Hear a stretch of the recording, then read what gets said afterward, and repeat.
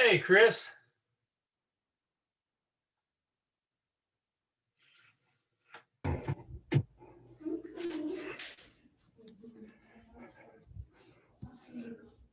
Hey, Chris, are you back home? No, still down here in Costa Rica. What are you doing down in Costa Rica? Our trip to Tahiti got canceled because they closed the island. So we thought, well, let's don't blow our trip. Let's keep going somewhere. So we headed down to Costa Rica. Oh, good for you, Chris. I've never been in Costa Rica, although we had some farms down there that. Yeah, it's beautiful. Never been. Aloe vera. Any aloe vera? Yes. Yeah, no, we've thoroughly enjoyed it. It's beautiful country, great people here. Are you Let me are you out of the country internet right now? second here. Are you out of the country, Chris? Sorry if I'm getting cut off here. Let me switch internet services. Just 1 second here.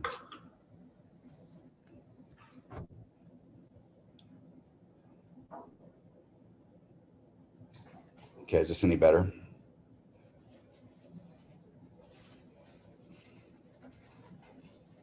Ted just asked me something, David. He said, "Hey, Mike, is the meeting still tonight? I see a cancellation on the public notice site."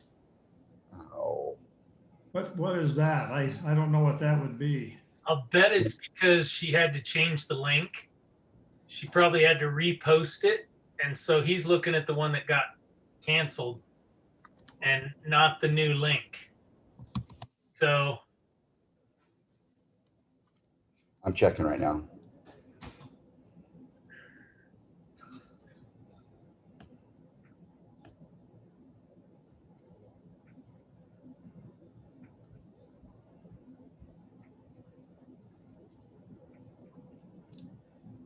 It's set up okay still.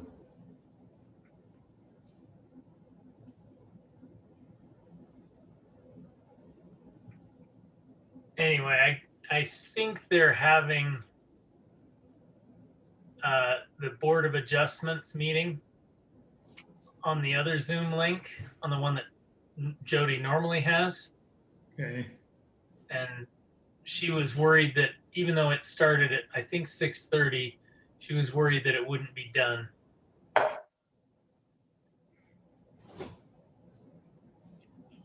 that's why she had me use Corbett's account instead.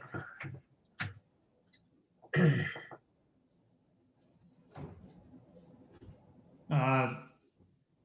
you want to send Ted a new link, the new link on there, David? Yeah.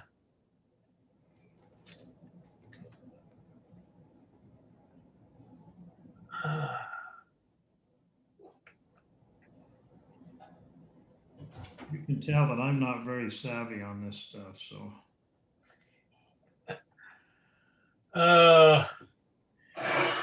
I wouldn't be either, except that I do it every day, multiple times a day. Well, I do Zoom. I'm pretty good at getting onto Zoom. I don't know a lot of the functions on it, but. Yeah, I live, eat, and breathe this stuff. Good for you. Oh, I don't know about that. I think I'd rather live, eat, and breathe, hiking through beautiful rainforests and stuff like that. Well, I conduct a product development meeting every Tuesday morning, and then I have an executive meeting on Tuesday mornings early. And then on Wednesdays, I conduct a sales and marketing meeting. And these people are all over the United States. Yeah. It's kind of fun. Yeah, we have a good time on it. Well, I'm telling you, I don't know what the future of work looks like. I know for me, it's not going to really change, but the fact that you can be in one place and communicate with others so easily and readily is quite amazing. Chris, where are you at? It's called Porento. No. We're on the or Portno. Anyway, it's on the west side of Costa Rica. We flew into a place called Liberia and then drove north about an hour and a half. And it's kind of, Okay, bring home a monkey with you. yeah, there's howler monkeys in our trees out here. So it's kind of, That's haven't fun. seen them yet, but we can sure hear them. Really? Yeah, That's fun. Good for That's- you. pretty good. Pretty good. So We had our kids booked a trip to Costa Rica, and they had to cancel it here about, I'd say 6 or 7 months ago. oh, They had to cancel. They couldn't get into the country, but I'm glad you could get in. So they're very protective out here of COVID. We went to a butcher today, to a fish store of all places to buy some fish. And man, they would not let us in until we washed our hands, had a temperature check, and had our masks on. And that's like that in most of the stores here. So they take it pretty seriously. I haven't heard from Newt. Newt said he didn't give me an indication he wasn't going to be on tonight, but He sent an email. Did you guys see that? Yeah, when did he send the email, Chris? Tonight? Yeah, he sent that. Well, 7:50. What, 7:50? Let me go in and see. I had not. So I just emailed him the updated link as well, just in case he didn't have it.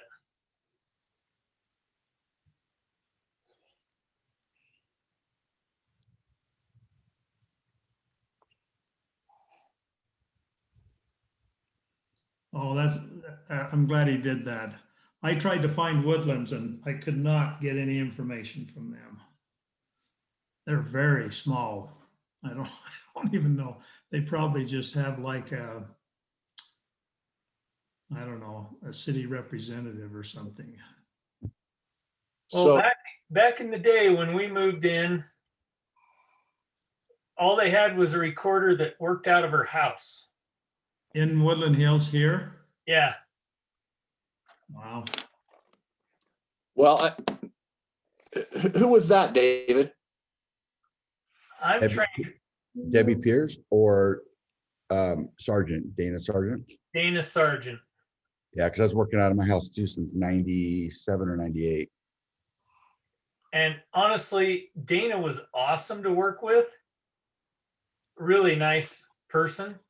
But holy cow, the hours that you could get a hold of her were just terrible. Yeah.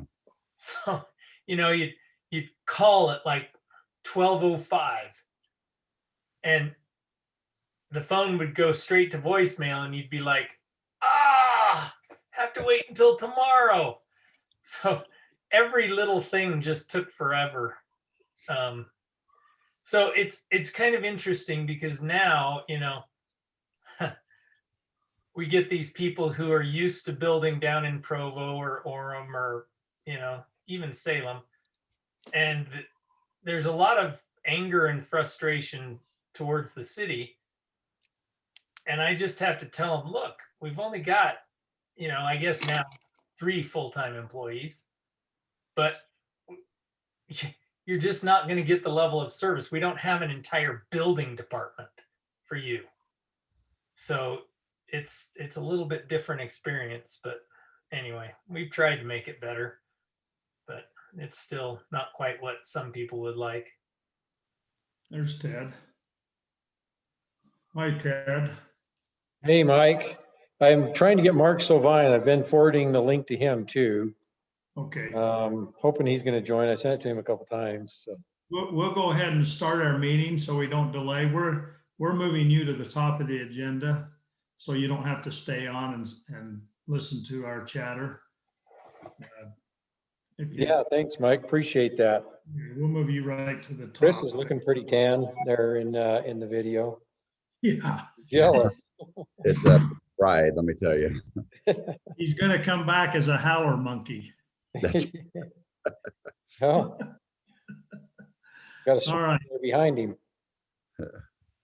we will, yeah, I just saw a monkey right behind you, Chris. yeah, he is definitely a monkey. He's red-faced monkey. Well, I'll call the meeting to order so we can get going here and we'll excuse John. He said he's going to be out of town tonight, could not attend, so we've excused him. And but I'll just call for a motion to review and approval of the minutes for February, what was it, 10th, David, I think? Yeah, For February 10th. Call for a motion on that. Yeah, I've read them. I read them when Dave sent them. They look good. Okay. I'll go ahead and second that motion. All in favor, say aye. Aye. I, Okay. Ted has been nice enough to join us tonight and talk to us about the second phase of the water line and the funding on that, and give us a little schooling on it so we can understand how we can best help in this whole process. So Ted, we'll just turn the time to you, and if you need to share a screen or anything, I think David can let you do that. yeah, let me make sure you have that ability right now. Okay, you should be able to go. All right. Let me pull up here. Give me 1 second. Mark's just emailing me, telling me he's having trouble getting in on that link, but.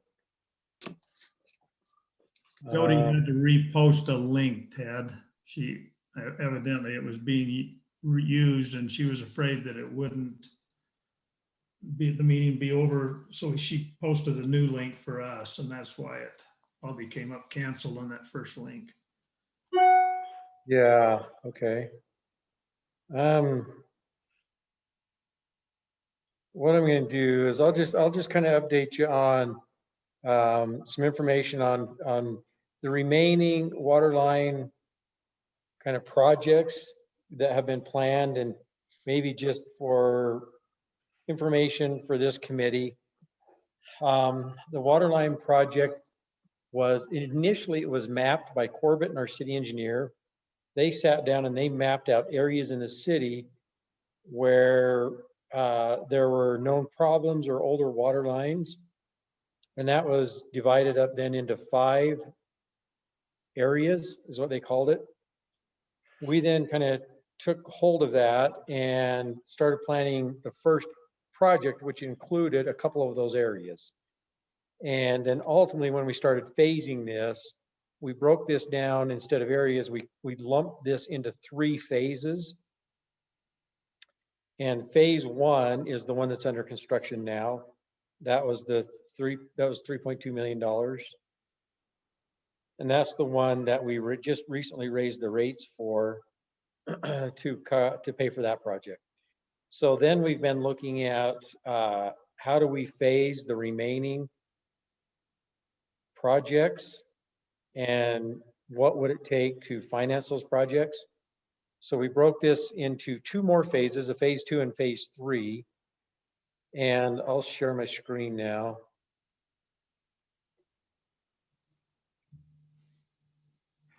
So can you guys see my screen? Yes. Yep. Perfect. So what we're looking at here is a phase 2. So I sat down, if you can see the phase 2 estimate. So I sat down with Corbett today and we started going through this. Initially, this started out at roughly 3 million. But when we started going through some additional items that we needed to either include or update in the estimate, like all good projects, we were able to raise the costs. And yeah, ultimately it ended up right now at about 3.8 million for phase 2. So, and I'll kind of give you 2 ways we looked at this. So that's phase 2. And let me open up here. So Ted, that $20 a month raise to the base rate probably is not sufficient for this. Correct, Chris. So it would probably be more like a $25. But that was going to be kind of the question. We can look at this 2 ways, right? So we can either break this into more phases. And what I talked to Corbett today about is if we feel like the public, I think, is going to ultimately determine, at least from what I hear, maybe how big a project the next phase is, what they're willing to absorb by a rate increase. And if we feel like it's got to stay around that $20, then maybe we look at phase two and see if there's some things we can cut out of phase two that maybe aren't as urgent right now, and try and pare this back to about 3 million, which would keep us in that $20 a month increase. And then maybe we create a phase three and a phase four, because I'll show you phase three is even worse. So phase three is 4.557 million. And so you can see the total there, and basically that total is what's remaining, 8.3 million. Now, I will say that we did go back through and increase some of these numbers because, as you're all probably aware, costs are going up, gas prices are rising, oil prices are rising, which affects basically everything in the construction industry. Labor, equipment, materials all go up when fuel prices go up. So we've had to make a few adjustments too. Then we also include a little bit of contingency in these just to keep it covered. So this is really, I mean, what we're looking at probably by way of total project cost. Now this includes all the legal, the administration, the engineering, everything that goes into these projects besides just construction. And then maybe just as kind of a reminder, and I know, David, you got this last night, but let's see if I can find this here real quick. Yeah, that map was super handy. Yeah, I was just gonna pull that up here. So this is what we're talking about when we're talking about phases of projects. So as you can see, everything in the magenta that's clouded in red, that is phase one, and that's what's being constructed right now. Now you'll see these colors down here, these areas, this table of areas. This is what was initially planned, was 5 areas. We kind of broke that down into ultimately 3 phases. We may have to go back to the 5 areas, and that's maybe something, you know, the finance committee will want to think about or consider, is what do we feel like from a financial side would be palatable, I guess, for lack of a better term. Phase 2 would include everything you see in the yellow, which is Maple, Valley View, you know, Highline, Sky Lake, all of these, plus these 2 blue ones over here, Settlement and Homestead. All of that would be phase 2 that's clouded in green. And then phase 3 is everything in the purple. Now, Corbett knows the conditions of these pipelines better than I do. You can see phase 3, which was initially area 5, was the last one that was planned, and that one may be able to be pushed down the road a little bit. I was going to say that's Thousand Oaks. Yeah. So I would think all that pipe should be good for a long time. I would guess so. I mean, it's been in the ground, what, 20 years now, something like that. No. Maybe 15. Yeah, I think it's, well, yeah, and I don't know the pipe. I think the development started, and you're right, sometime in the early 2000s. My home was one of the, I think Chris Rotbank's home was one of the first ones up in Thousand Oaks. Is that right, David? Yeah. Do you know? And mine was in 2005. So 2004. So we're probably talking, it's been in since about 2003, 2000. Yeah, so 18 years, 18 something like years.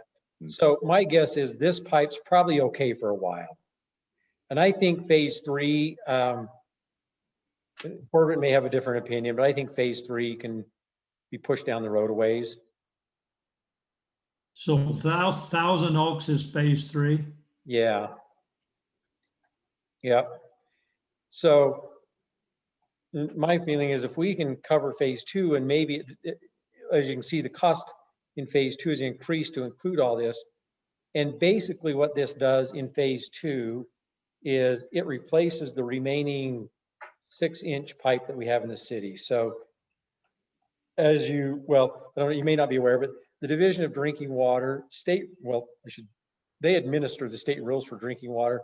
The state rules require that you have to have a minimum of 8-inch pipe whenever you have fire hydrants hooked to your system. Now, they don't require everybody to immediately replace all their 6 with 8, but if you replace your pipe that is 6-inch, you have to replace it with 8. So what this does is this phase 2 was intended to replace all of the remaining 6-inch pipe in the city. Plus there was a few sections of 8-inch that are old that needed to be replaced as well, but most of it's 6-inch pipe that would be replaced.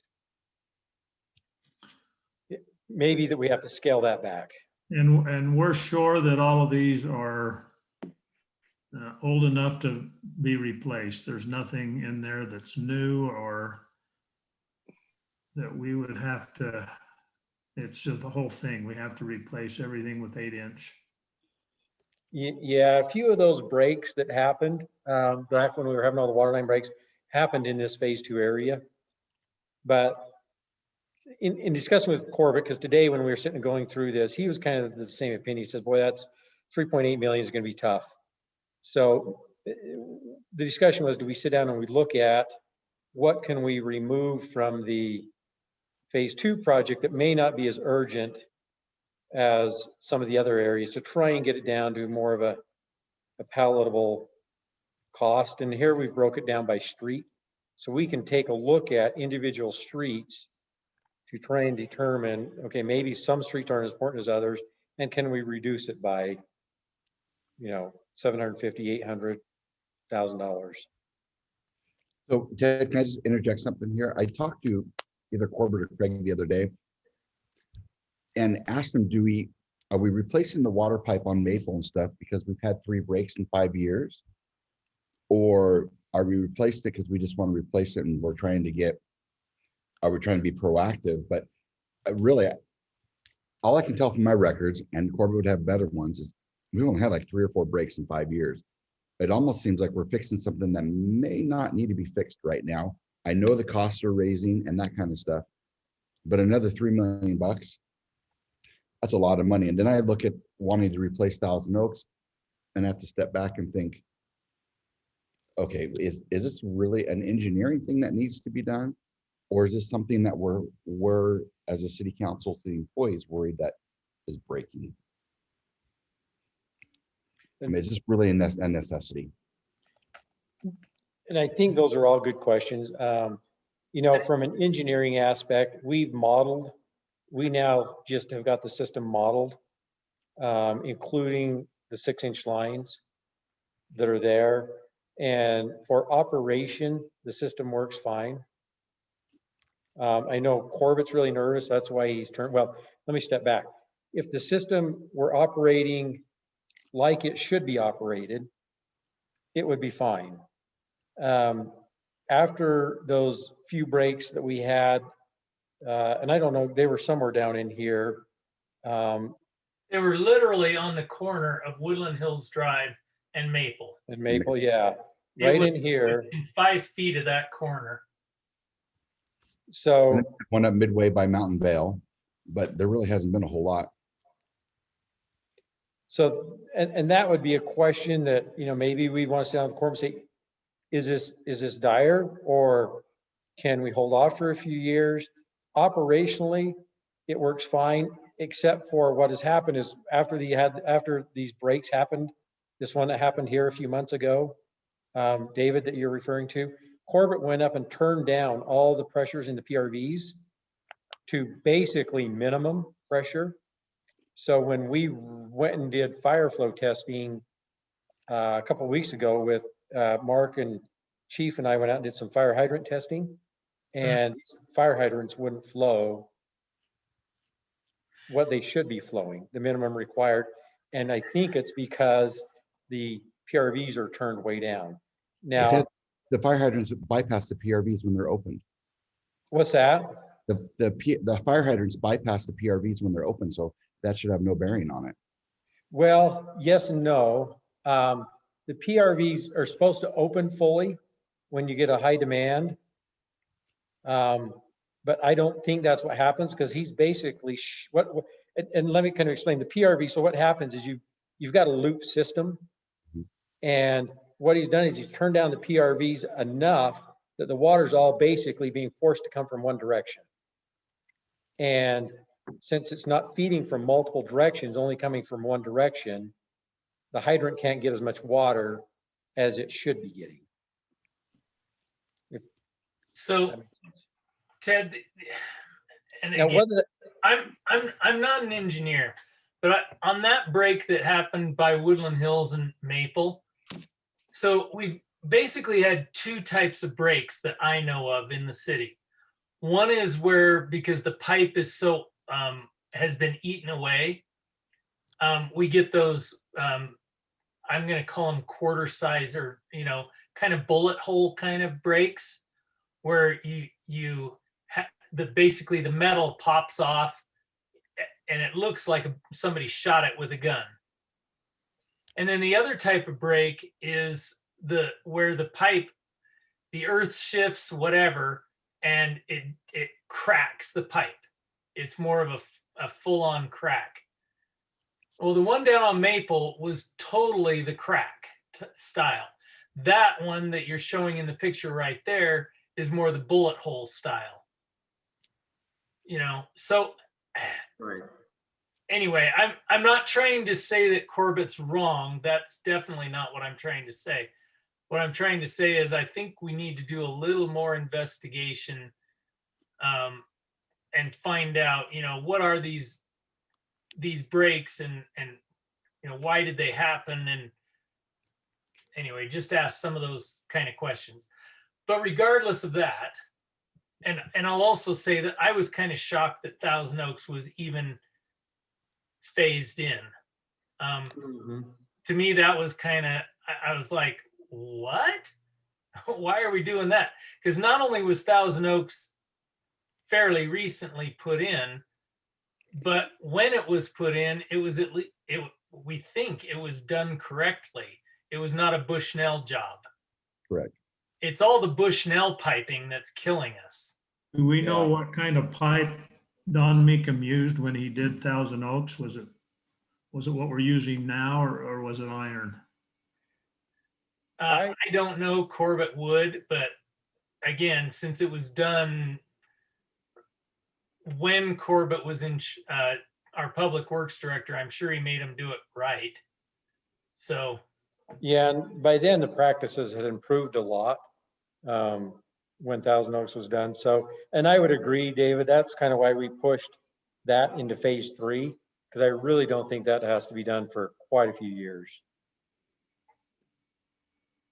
So Ted, on this map you're showing, you've got, it looks like settlement, or is it homestead Both.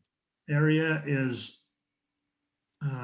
part of phase 2? 2, yeah, and they're both 6-inch lines. I think the idea with phase 2 was if we can do it. Now, once again, we start looking at this, right? So first we look at what do we want to do, and then we put the cost together, and then we come back and look at, okay, can we do this? Is it affordable?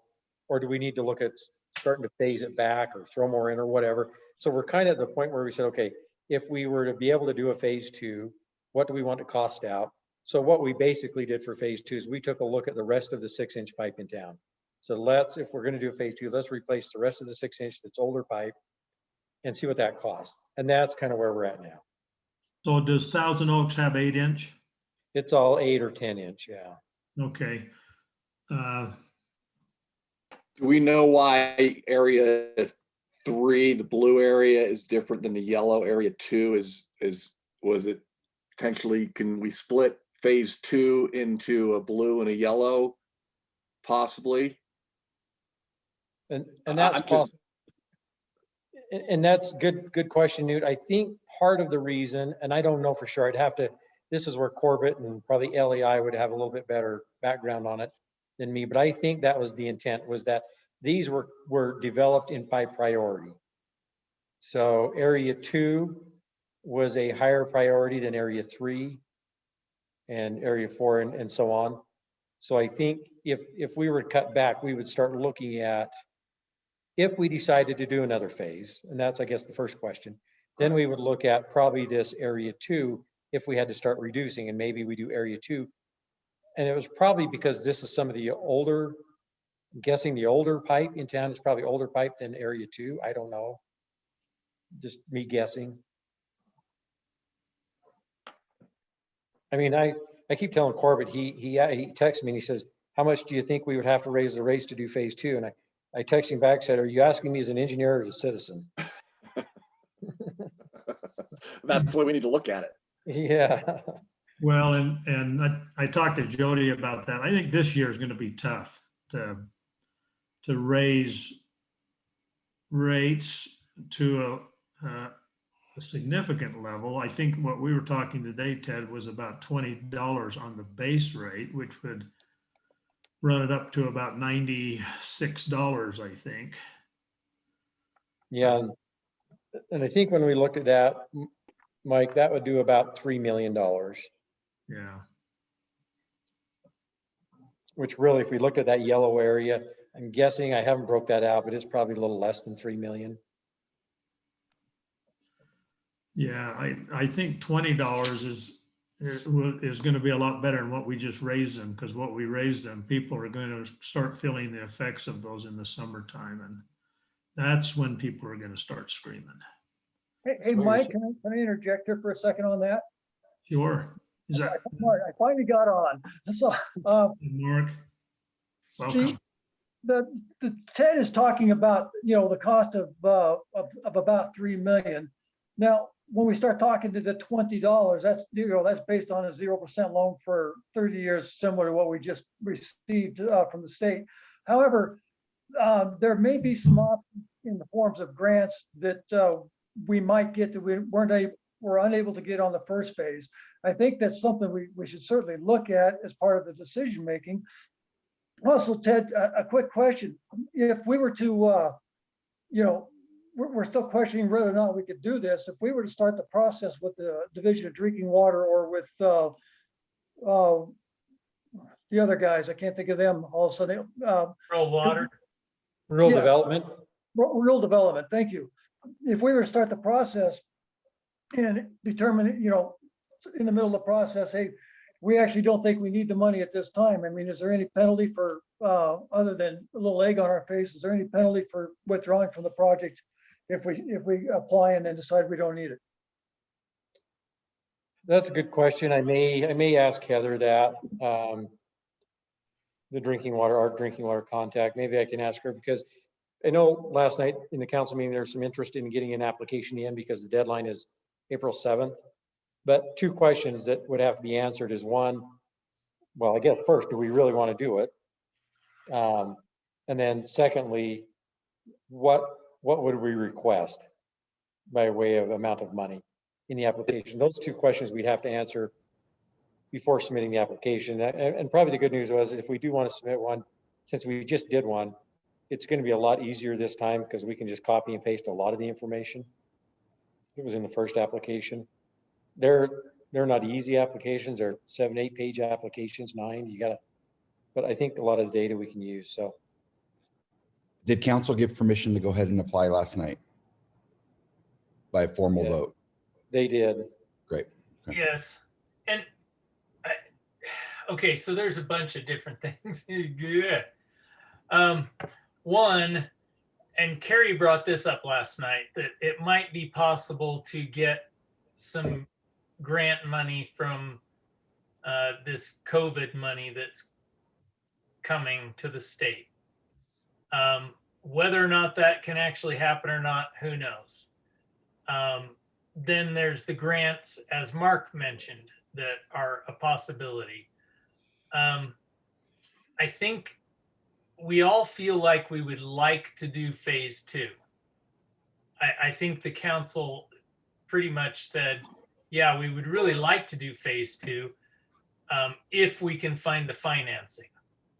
So that's really the bigger question, is just if we can find the dollars to cover phase 2, we'd love to do it. Okay, so on the COVID money, David, can that be applied to water? So I know that sounds really, really bizarre that there would be any kind of a connection there. And you're right, with the initial CARES Act money, it could not. But the federal government has labeled this latest COVID money, the 1.9 trillion that they just approved today, as a stimulus. So Carrie is thinking, at least this is what she explained last night, that part of that money can be used for infrastructure projects if they're ready to go. Like they're, the whole shovel ready concept. So that's what her thinking was. She's already approached the state, but since the bill hadn't actually even been approved until today, the state didn't know anything about it. And so we'll see over the next couple of weeks if that option yields any fruit. Yeah, there was on that, David, there was 350 billion of the so-called COVID relief money earmarked for states. Of that 350 billion, I believe Utah gets like 2.6 million. We get a little less than our 1% of the population, but the state has the opportunity to spend some of that on infrastructure. I agree. I don't know why it's that way, but it is that way. And it's something we may or may not want to try and take advantage of. But I think even if we did get a piece of that, because there's probably going to be a lot of demand on that, we probably aren't going to get a whole lot of that 2.6 billion, but we may get some. And that's kind of where I was saying, if we can, apply and see what we get. And if we get some, great. If we don't get enough, then reevaluate the whole project. Yeah, I agree with Mark on that. I think the direction we got last night was, and I was going to ask the drinking water, and David, correct me if I'm wrong, was that we should pursue getting an application in to the Division of Drinking Water with the caveat that we would be able to rescind it if some of this federal stimulus money was to come through, or we just didn't move forward with the project. In the Yeah, last, I agree. on the last one, we got a $300,000 forgiveness, as I recall. Correct. So that's Yeah, it is. basically grant money. Yeah, they gave us 300,000. They call it principal forgiveness, but we know it as grant money. Right. And then we got 2.6 million at 0% interest. So I'm wondering if we can do, Curtis seemed to think we could do better if we got in early and going on it pretty strong, that we could do better than this last round. And what I want to do, if we have a little time, and I know city staff gets anxious to move on these things very quickly in the Public Works Department. But if we had the time, I'd like to investigate rural development in addition to Division of Drinking Water. And when I talked to Drinking Water last week, they have like $40 million in their federal funds, and they have 8 million in their state funds. So they're flush with money to fund projects. And I think they'd be willing to work some good deals to get rid of the money, because if they don't get rid of it, they don't get more from the federal government through EPA. So I think they'd be anxious to work some terms with us, but rural development, who's the other funding agency we looked at last time, they just couldn't move fast enough, because they take a little time to get their funding authorized. We could look at them and maybe see if they have other offers that would be better. So who takes this on to do that? I'm going to be talking to rural development. I'm working with them on another project we're funding through them.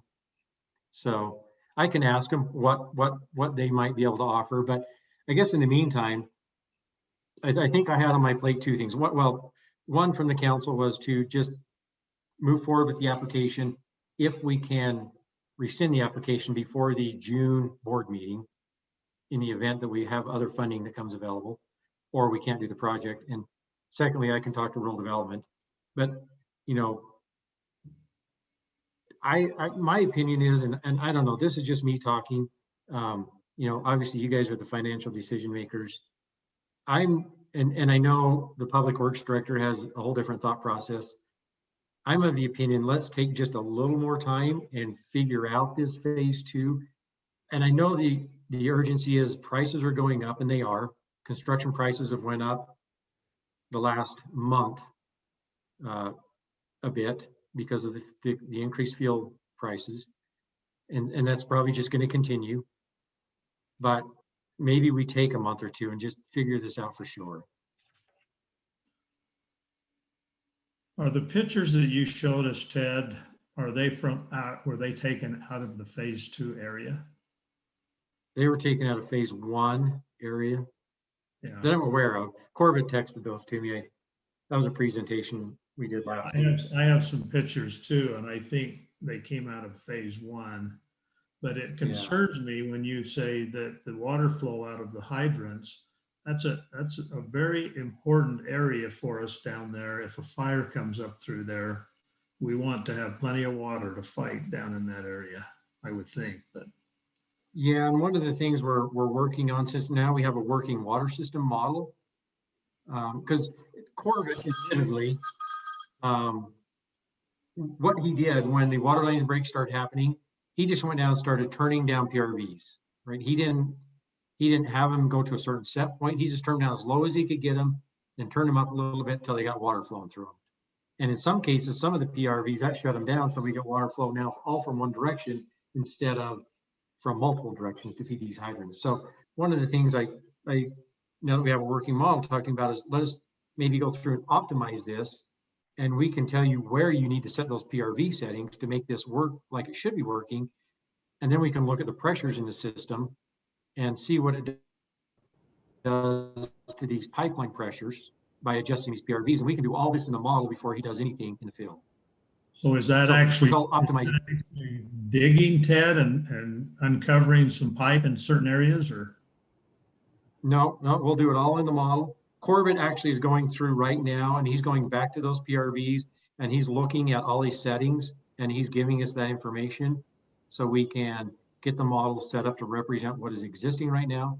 And then from there, we can start optimizing it without having to touch anything in the system until we figure out how we want to optimize it to run, and then he can go out and make those adjustments. So, hey, Mike, you just commented a little bit or asked a question about, exposing the pipe to look at this. One suggestion I was going to make, getting back to what David said earlier, is, did our pipe break because it shifted, or did it break because it was wore out? It may not be a bad idea to take, we do have a pothole machine, we could take a pothole and we can expose, a section of that pipe without taking it out of service and do a visual inspection from the outside. And if we wanted to, we could actually take a coupon out of it, replace it with a repair, a 4 or 5 foot repair. And we could actually take a coupon, 1 or 2 coupons out and examine that pipe and see actually what condition it is in, to see, hey, does this, do we really need to do this? Or is the pipe, getting back to what the pipe looks like? So what's your thought on that, Ted, as an engineer? Is that wise to do?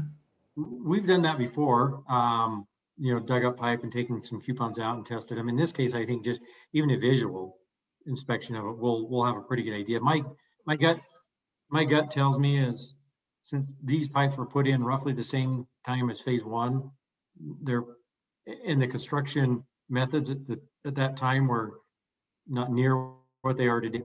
The practices, they're probably getting close to that same condition. Now, the one that happened down that David talked about, that's right, that one was a split. But I really think that had to do with some ground shifting, probably rather than corrosion. But Yeah, if we could get a few more years out of them, though, it would be probably a better scenario for us, unless we start to having these repairs, and then it becomes very costly. Well, and I really like what you said earlier, Ted, that, take a month or two, try and get some of these other funding sources, whatever that means. Again, my personal feeling is I'm anxious as well to get phase 2 underway. I just don't want to, I want to be as smart and as efficient as we can about it, especially when it comes to funding. So if we could find, even 50% money if we could get half of it paid for in grants and half of it paid for out of water funds, that changes how I think about it. Yeah, me too. I agree. That's why I want to talk to rural development, see if maybe they'd offer up some more grant money. And So, maybe we've used multiple agencies to fund one project before, just to make a better funding package. yeah, Well, so if you could do that work, Ted, to contact them. And then if you find out information that might be useful, email it out to this group or to the council or both. Anyway, just let us know what you find and let's see what kind of deal we can make. Sure. I think that's a wise decision. Thank you, Ted. We appreciate that and that information. So we'll table it in our committee until we hear more information back from what funding we can get and how that looks, and then how you feel and Corbett feels on maybe even doing a couple of physical tests on them, digging down and finding out what we need to learn here on it. Sure. Hey, Mike, can I mention one other thing real quick? And it's going to be kind of a prelude to what I think Mark was going to be involved with.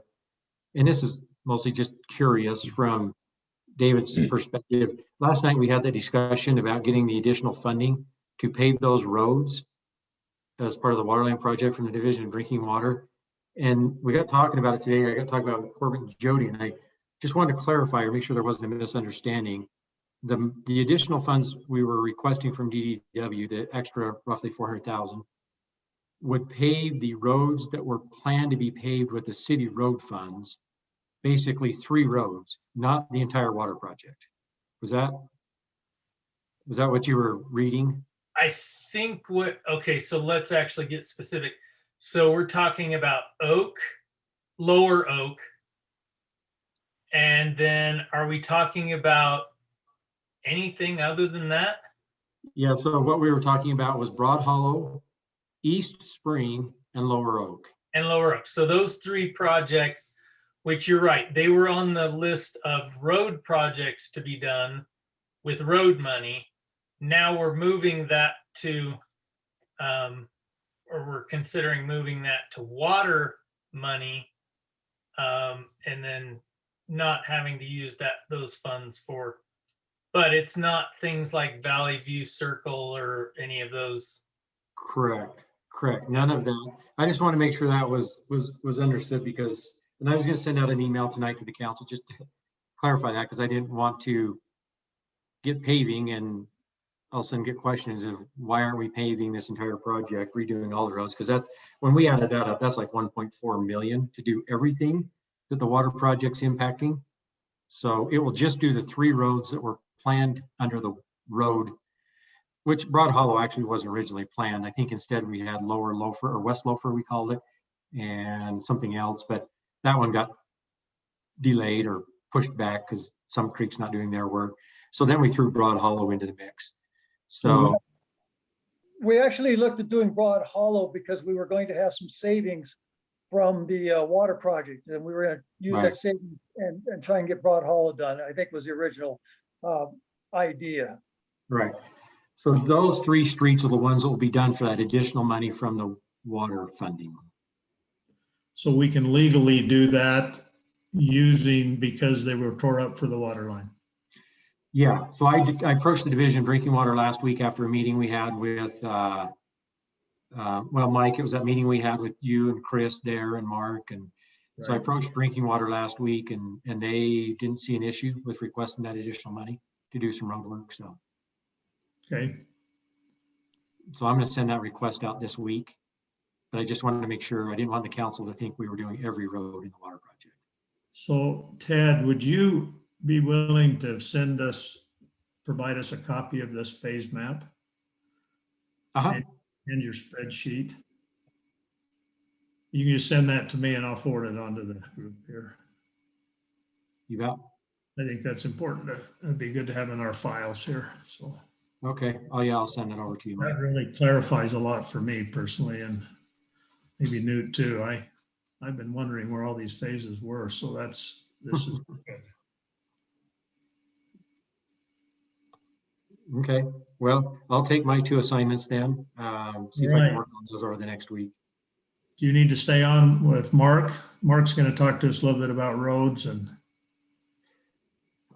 Not that unless Mark, you needed me to, but I think Well, the only just, thing I wanted to make clarify was that extra money. yeah, maybe if you wanted to hang on for 5 minutes or so, just in case I get something wrong, in the Okay. unlikely event I screw it up. You're right. That was sarcasm. Yeah, if you want to hang around, I'd appreciate it. Sure. Okay. your time's yours, Mark. Okay, so I'm just going to kind of add on to what Ted had just mentioned. So when we started the road project, we were looking at this ahead of, and forgive me if I kind of reviewing a little too much, but we were looking at doing the road project prior to the water project becoming an item or an issue. So we had worked with the council and we bonded some money. I think we bonded for $580,000 plus we had, I believe, $440,000 we were going to use out of city funds for a total of $1,020,000 to do those 3 roads that we just described, which was going to be East Spring, Lower Oak, and something else. Now I can't remember what the other one was. No, Broad Hollow. actually, we weren't originally we were not going to do Broad Hollow. We had the 4 projects we were going to do, which was going to be Northview Circle, and then the Miller repair that we had to do, and then West Spring and Lower Oak. So The Mitchell driveway, is that the one yeah, you're the talking about? driveway. And look for drive.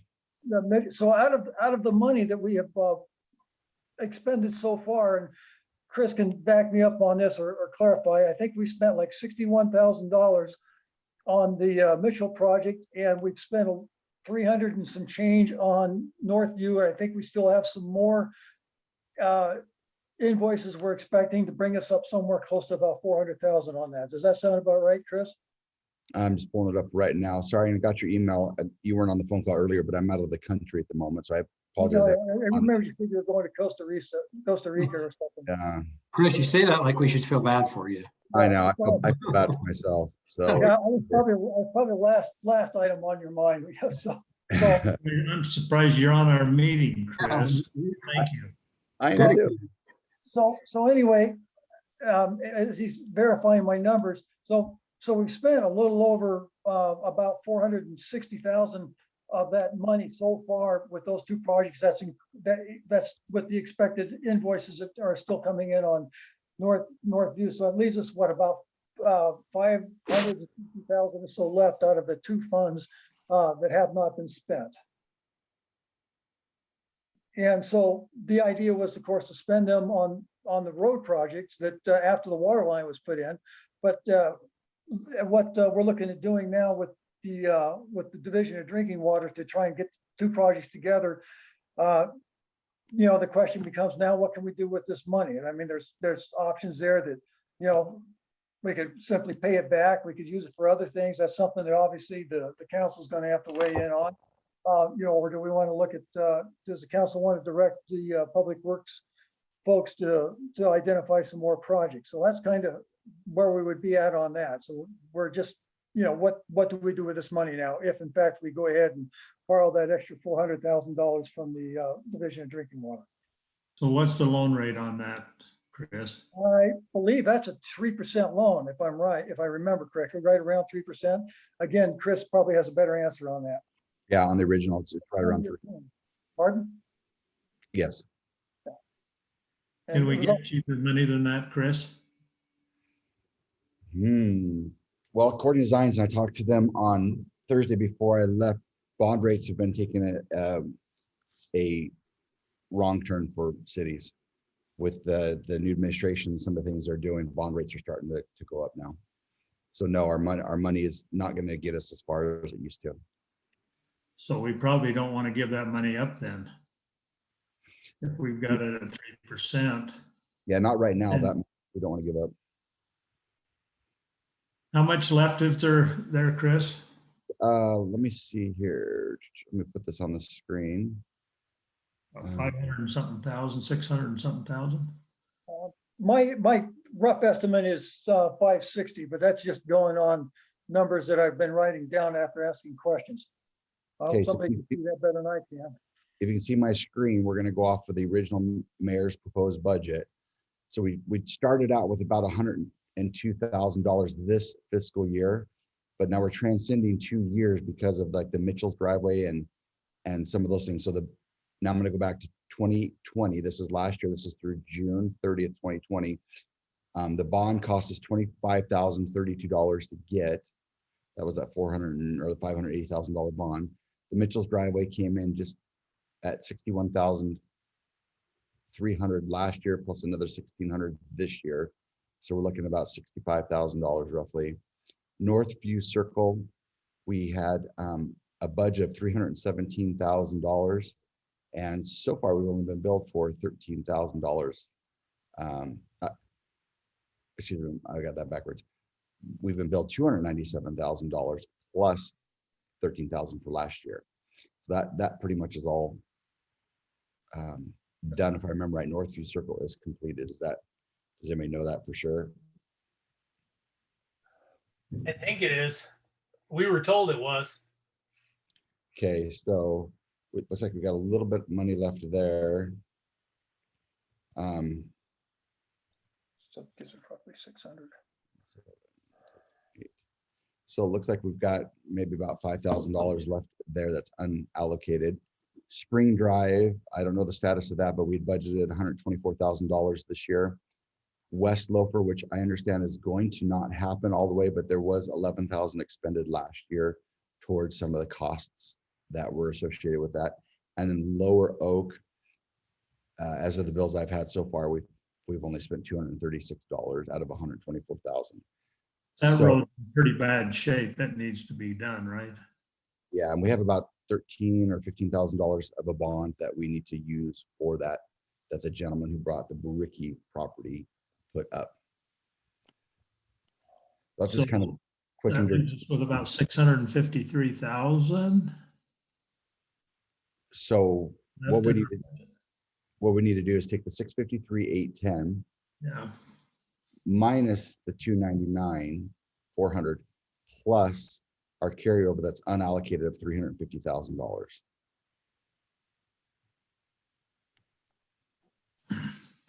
Anybody got that math quick?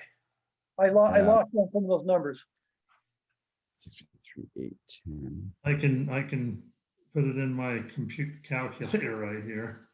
Yeah, because my iPhone is not wanting to cooperate. So take the 653. 703,000. How much? So you took the 653 minus the 299 plus the 349. Yes. That's 703,000. So just round figures, let's just keep it about 650, just in case there's some other little bills coming that we don't know about yet. Okay, so we've got about 650 left then.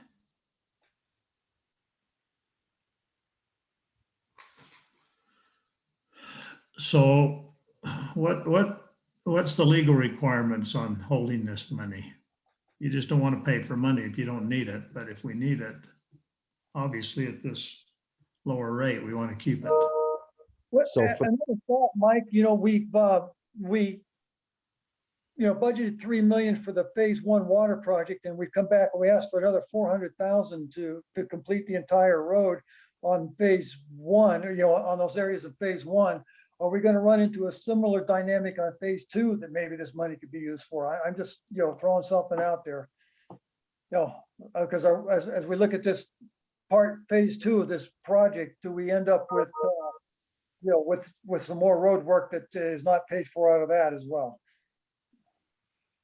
I don't know much about that area over there on that side. What's the roads like and what's it gonna entail? Well, so I don't know that we need to worry about spending this money. I think what we need to do, is do the calculations, know, okay, we've got $650,000, and then let the Public Works Committee kind of work on, okay, what's the next priority and how much would that entail? And basically let them worry about spending it. We just need to tell them what the number is. Okay, Always use it if you guys can't find somewhere to spend it. You got water projects that need done? Well, yeah, I got some more feature projects here at my house, or, you know, there's lots of places. I can find things. I got some driveway widening project that can be done. can we use that money and does it have to be spent on roads? Yes, Okay, at least 550,000 of it does, because that's what the bond was for. But we've already spent 300,000 of it on roads. Now, we might be able to go back to the bondholders and request a change in scope of work, but Yeah, I mean, the bondholders gave us that amount of money. It was only that amount of money because they didn't have any collateral against it. Is that correct, Chris? That they- was their no. biggest concern? no, they got collateral. Yeah, the collateral, as I recall, was our B&C road funds for the next like 5 years or whatever. Oh, yes, yeah, you're right. Thanks, Dave. You're absolutely right. I remember now. We could have gotten a little bit more, but it wasn't prudent to go up to, I think, $750,000, $800,000. Yeah, because that would have taken our sales tax money too, and I was not in favor of that. So then what short version is, yes, those funds are restricted. okay. So we'll let the Public Works take it over then, and looks like there's about 650K there, and is there any place, David, you want us as a committee to monitor that, or city council? Well, that page that Chris just showed us, with, kind of showing what the bond amount was, where money has been spent that we're targeting against that bond amount.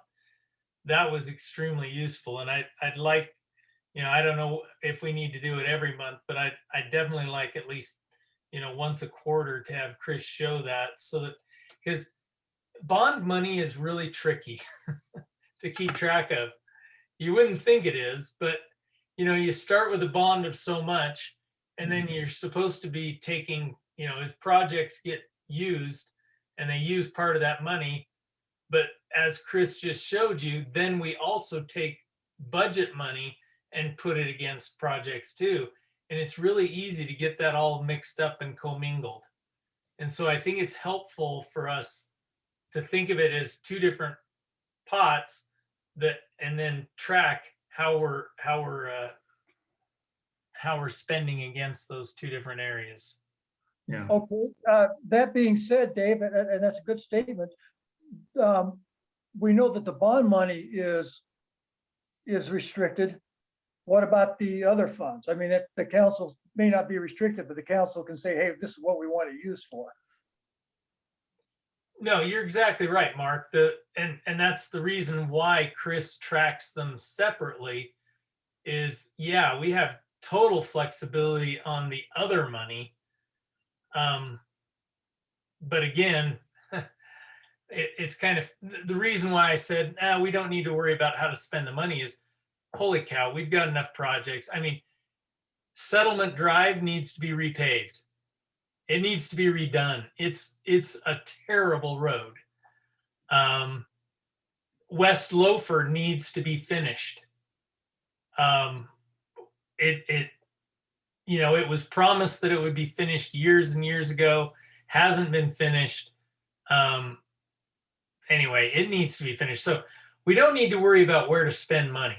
That's I just want some good clarification on that, because I know that that'll come up in the discussion as we start moving forward with this. So I just want to say, the legally, the money is, the bond money is restricted for roads.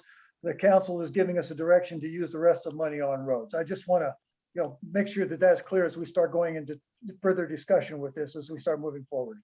yes. So I was, 99.9% certain that that's what the way the discussion was going to go, but I just wanted to be 100. Now we're 100. Okay. All right, Mark. Let us know where we can help you. I appreciate it.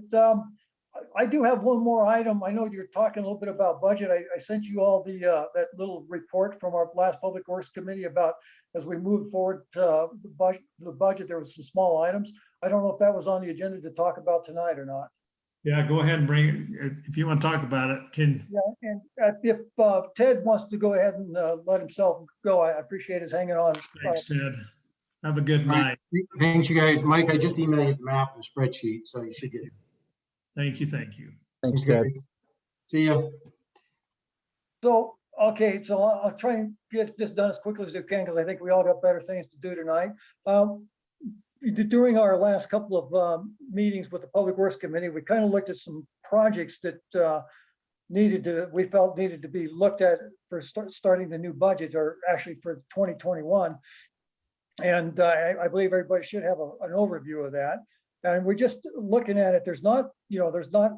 Obviously there's one big item on there, and of course that's the vehicle storage. And I think Corbett was looking at addressing that separately, but we just looked at a couple of items that I think can be addressed mostly in the operation budget. There's no capital items on that. That was going to be in the area of water rights, looking at trying to just kind of get them up to speed, audit them, and make sure everything's as it should be on that. And talking with LEI, and he was working with Riley Water, and he figures on the list of projects that they have to complete and get them up to 100% was about $6,000.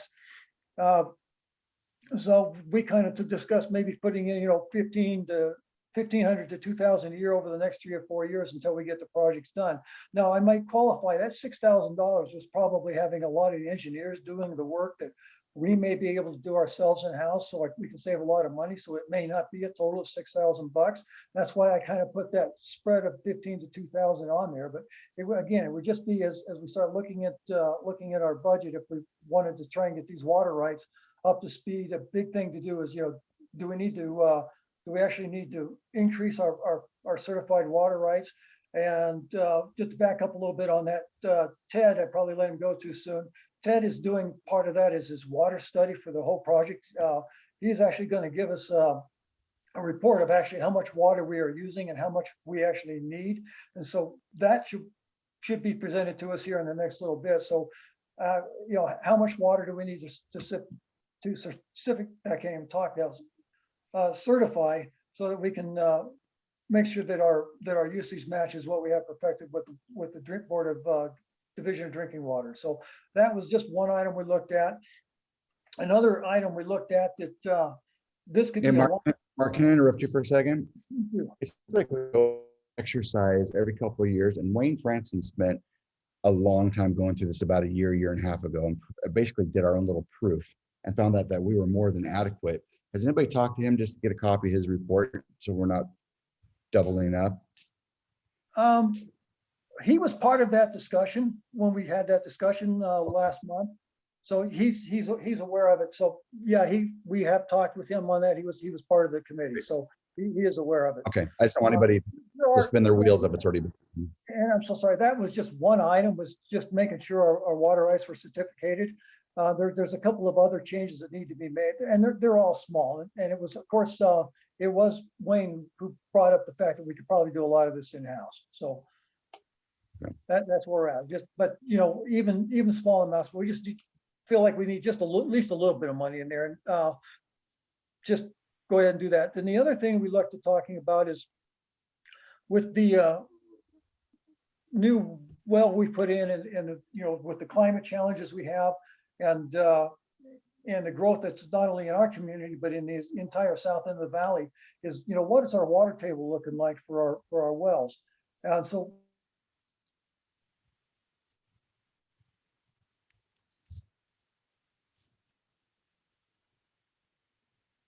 You there, Mark? I lost you, Mark. I thought maybe it was me, but David, can you hear me? Yeah, I can hear you. Okay. I'm I not think here it's smart. just him. okay.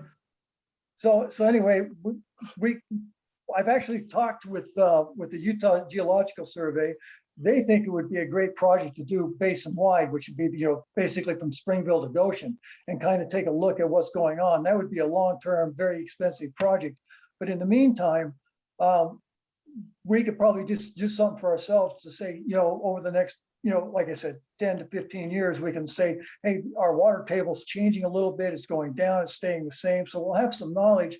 And if we can say to ourselves, hey, you know what, we're getting to a point now that we probably ought to look at lowering our well or whatever the case might be based on the water changes. So, and that's something, if we could do something, we could put a probe in there that would read through a radio or through a SCADA system, or we could simply buy a sounder that's just a wheel that you go in there, you drop it down the well and it beeps and it tells you what your water level is. That's pretty manual. That'd be something I would be willing to do once a month just to keep track of it. But so we looked at maybe just $1,000 to put something in there.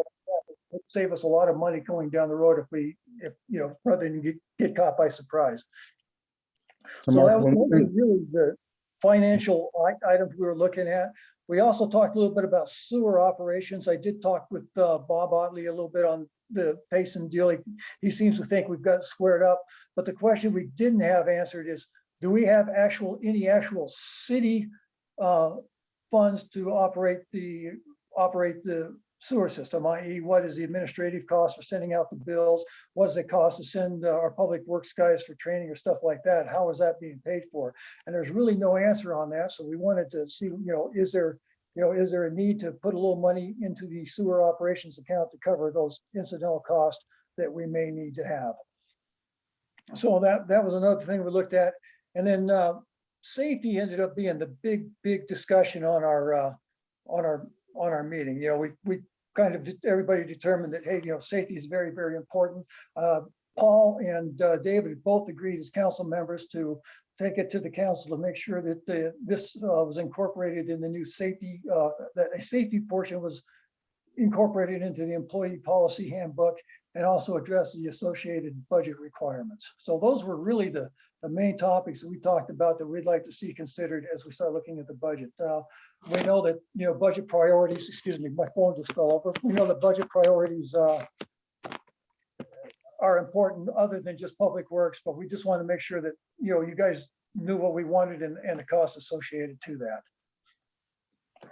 Newt, did you receive the forwarded email that I sent from Mark on the things he's talking about there? Yep. Yeah, I'm looking at it right now. David and Chris, okay. I just wanted to make sure everybody received that. I couldn't find where I'd sent it, and it says I forwarded it, so I know I forwarded it. But Yep. I got it and was following along. He was obviously, Mark was following that as he went. So yeah, I had that. So Mark, one piece of information for you. When Mayor Lorton and I went up to the state to get the bond for the well up at the top of the city, I don't know if it was a state engineer who it was, said it was a genius idea that we drilled our well behind the fault, because now we're not dipping our straw with everybody else in the Utah Valley, that we're coming from a different well source. The only other person at that time was Payson City, who also dug a well behind that, actually in the same meeting. And it was speculated at that time we were the only two dipping out of this well. I don't disagree with getting sounding equipment and that kind of stuff. But once again, I don't want to start jumping to stuff that because we think we're in one position, like we're all drinking out of the same Utah Valley well, when potentially we're coming from a different location. And Chris, I'm sorry if I cut you off. Go ahead and finish. I'm sorry.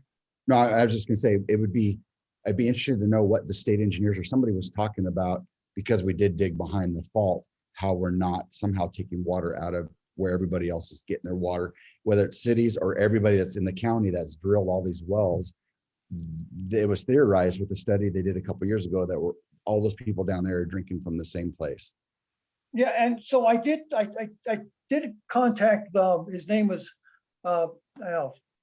Hugh Harlow from the Utah Geological Survey. He's the lead scientist there. And we did talk about that very item right there, is where's that well located? What are there two different aquifers, two different things? He says that there is that the fault does create a natural barrier, but there's not a lot of evidence to state that there's a good assumption that that's the case, but there's really no evidence to state that, and that's why he thought it'd make a great project. So we So- actually did talk about that. Since I've been doing this since 1996, it started with Mayor Harding, that some geological person wanted to actually map out all the wells in Utah County and see. This has been going on for 20 some plus Yeah, years. and Somebody still not wants done. me to start this 10-year project to map it all. It's a great idea, but it's going to cost millions and millions of dollars to do it. And agreed, that's exactly right. Tens of millions of dollars that would take money from, all the shareholders or stakeholders would have to put money into it. A perfect example was Cedar Valley, up the northwest part of the county. They did a big project like that back in the early 2000s. And that was, I think, like a 6-year study, maybe 7-year study, and it cost several $1 million. And that's something that, the state would be interested in doing, but as you just said, Chris, it would take a lot of commitment from a lot of folks, not just us. The one discussion was maybe we go through SUMA to see if that's something they would be interested in sponsoring. So anyway, that's kind of where we're at. But we did discuss, and he said exactly the same thing you just said, that there is probably a barrier between the two wells, but we don't have 100% proof on that. So It had even speculated that one time Woodland Hills and Payson would potentially have to recharge that well down below. That was just a speculation. Somebody talked offline at the state, and I couldn't even tell you where that was, but I just thought it was intriguing that they would want us to use our well and our source to recharge those wells if they ever went dry. So. okay, anyway, that's and I know that on the vehicle storage, I know that Corbett was presenting something, so I'm going to stay away from that one. Yeah, I spent a lot of time with Corbett today, so we'll talk a little bit about that later. But Anyway, that was all I had, so I appreciate your time, folks. Mark, thank you for joining us. We Yeah. appreciate the work that Thank you do. you. Thank you. All right, I'm gonna go ahead and I don't know what I'm gonna do. I'm gonna do something else. Have a good night, folks. Yeah. Have a nice evening. All right, going on, that's just, Chris, can we just go to you on the budgets that you've received and take a look at them? I think David was gonna put those up and. Yeah, I'll just put up on the screen, David, if you want. Yeah, because I don't have them. I have the one document you sent the other day, but Okay. Chris, did you get a budget from Wendy on Wendy's side? So Wendy and I work together kind of tandem with the budgets. And so, yeah, I worked with her on it and have sent things over to her. Now, one thing we needed, I just want to preface real quick on this budget is the amortization schedules. We've received 2 new loans that Zions Bank, and they got them to me the day I left for Costa Rica here. So they have not been put into the system as far as the loan payments for these 2 latest loans. So what I'm gonna do is I want to start with explaining these real quick. So this first column here, can you see my mouse okay? yep. Okay, 2019 actual cash that we spent out of the city, 2020 actual cash we spent out of the city, 2021 actual cash, so that's this current year we're in, and then 2021 budget that we're in right now that we're utilizing. So that's today. Then I went through and took all the employee and the mayor's asks and came up with that. Now this first screen we're looking at is only the general account, not roads, not parks, not savings for fire trucks or savings for EMS, not water and not sewer. So this is just general revenues. The majority of our money comes from property taxes. Of this, about 1.7 million asking in expenses, 735 of it is just coming from property taxes. So with all the employees, what they're asking for, it's $1.73 million. We're only projected to bring in 1.445 million. So you can see a deficit right off the bat of $285,000. It's actually going to be a little bit higher with one of the notes that we have, but not much. So let's Chris, just run. I'm sorry, I'm not following here. I apologize. It's my lack of intelligence, but No, you're fine. on the 2021 budget. Yep. That 3,475,000 in there, Yes. that's what we're budgeting for revenue coming in, and with And that's budgeted expenses 3.4, the same. So tell me again what the next column is with the 1.4 and the 1.7. Next year's projections. Why Well, would revenue go down so much? and Chris, maybe we need to explain a few other things here. Specifically on the 2021 budget, it's all jacked up because of mitigation And CARES money. and CARES money. So we've got a lot more revenue because of CARES money and mitigation, and we have a lot higher expenses because of those two categories. So as you go through this budget, you're going to see, for instance, line 3338, you'll notice almost $2 million is coming from FEMA. That's the mitigation. And that's not normal money. And this is, this is what drove our citizens crazy a couple of years ago, is when they would see these budgets, they'd go, we don't understand what in the world is going on. And the answer is that you honestly kind of have to do this budget for multiple years to kind of start getting a feel for it. And you then start being able to pick out really quickly, oh, wow, there's $2 million coming in from intergovernmental revenue.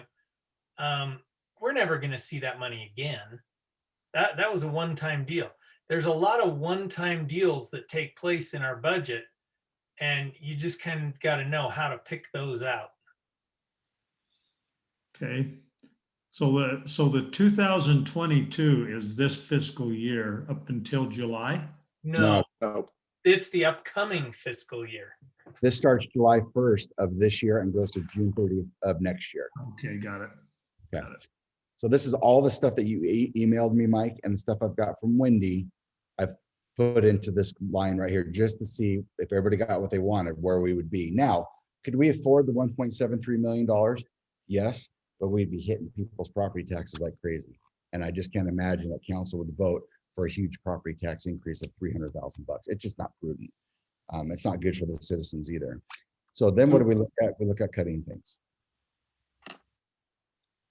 So I'm kind of curious, Chris, and maybe I should wait for our budget discussion.